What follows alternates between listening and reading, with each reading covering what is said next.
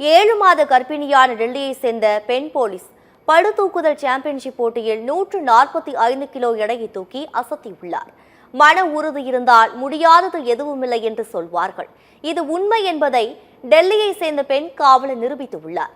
ஆந்திராவில் நடைபெற்ற அகில இந்திய காவலர்களுக்கான பளு தூக்குதல் சாம்பியன்ஷிப் போட்டியில் டெல்லியை சேர்ந்த பெண் காவலரும் 7 மாத கர்ப்பிணியான சோனிகா யாதவ் 145 கிலோ எடையை தூக்கி பதக்கம் வென்று அசத்தியுள்ளார். இவரது அசாத்திய திறமைக்கு பலரும் பாராட்டும் வாழ்த்தும் தெரிவித்துள்ளனர். இந்த வீடியோ தற்போது வைரலாகி வருகிறது.